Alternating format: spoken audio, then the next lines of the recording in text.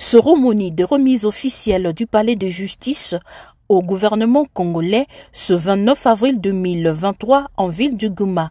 C'est la ministre d'État, ministre de la Justice et garde du Sceau qui a réceptionné cette bâtisse d'un coût de plus de 3 millions d'euros financée par l'Union européenne.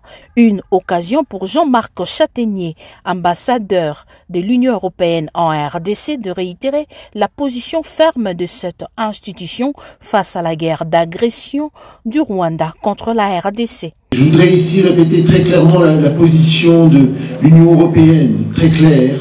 Le M23 doit immédiatement déposer les armes, se retirer de ses positions, rentrer dans un processus de désarmement, démobilisation et réinsertion.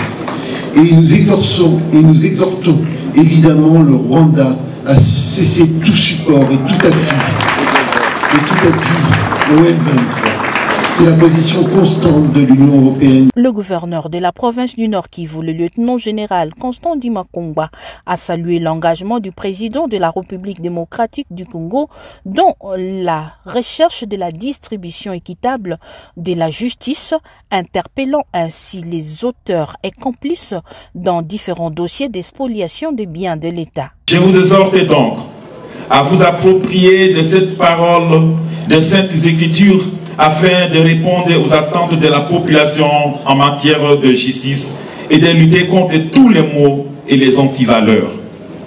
Je vous invite enfin à vous investir dans la protection des biens immobiliers du domaine public et privé de l'État en province du Nord Kivu et autres espaces publics qui font constamment l'objet de spoliation de la part de certaines personnes de mauvaise foi, qui brandissent souvent des décisions de justice rendues en leur faveur et au détriment de l'État congolais. Rose Mutombo, ministre de la Justice, a remercié les partenaires et invité les utilisateurs au bon usage.